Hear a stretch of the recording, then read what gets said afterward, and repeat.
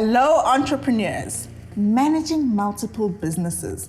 When I thought of this one, I thought to myself, as an entrepreneur, you wear many hats in one business.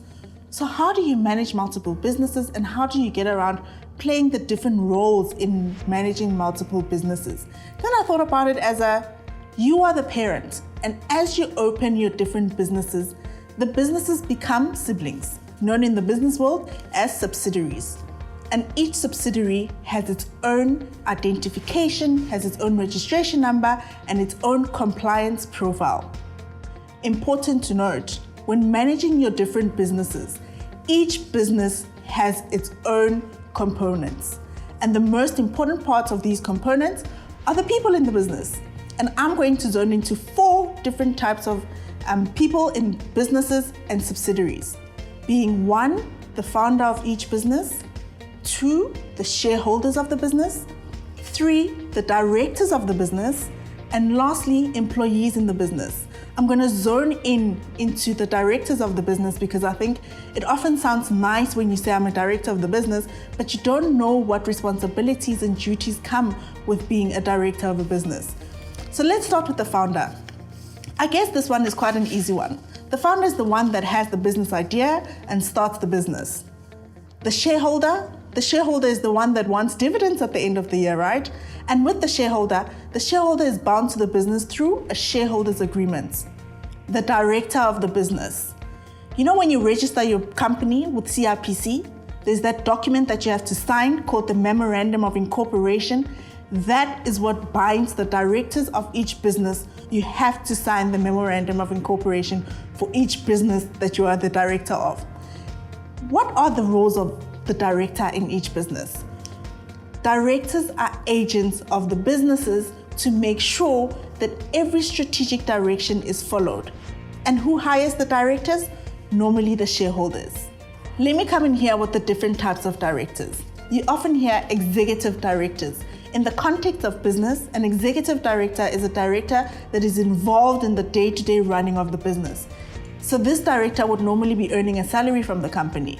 And then we have non-executive directors, which are directors that are not involved in the day-to-day running of the companies. Then we have independent directors, which are directors that have nothing to do with the day-to-day or shareholding of the company. So you come really with the strategic objective of helping the company when you're sitting on the board. 4 core roles of the directors. 1, determining the strategic objectives. 2, monitoring the progress of getting those strategic objectives. 3, appointing senior management. And 4, accounting for company activities that are relevant.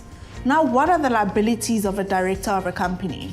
As a director of the company, you can be held accountable for loss or damage if you act without authorization. So acting without authorization of either shareholders or other directors of the company and your decisions cause loss, you can be held personally liable for that damage or loss. Signing without authority. As a director, you are not allowed to sign anything without authority from 1, the shareholder, or 2, other directors. Acting recklessly in the company. That's a big one in the Company Act. You're not allowed to act recklessly in the company or make decisions that would cause company to lose money or to even come out of business. 4, failure to disclose personal interests in other companies.